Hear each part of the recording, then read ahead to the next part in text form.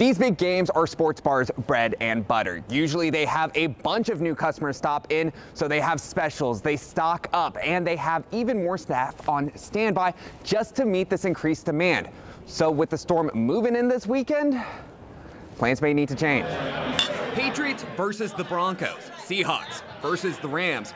A lot on and off the field will be on the line Sunday. Don't you guys like a couple menus? And whether or not businesses like Urban Lodge here in Hartford will be open come game day. Honestly, we're still trying to figure that out. It's a decision, according to General Manager Mike Smith. Thank you, sir. That may come down to the wire. Still trying to weigh the options between opening and not opening and trying to keep our staff and customers safe. According to Flexibility Capital, sales can double during key games.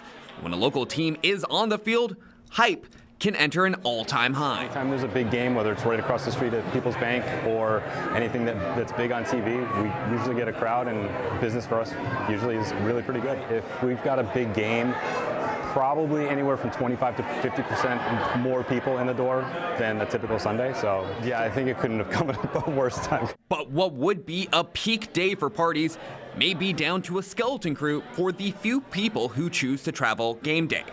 An option some bar goers tell Fox 61 they would be up for if the weather isn't too bad, even with around a foot of snow on the ground. Nothing. That's nothing. Find some snowmobiles and go riding for a bit. You're local. If I was to watch the game, local, yeah. Just be safe. You know, we want to make sure everybody's safe at the end of the day. So go sports, go Patriots, go everything else, but we want to be safe.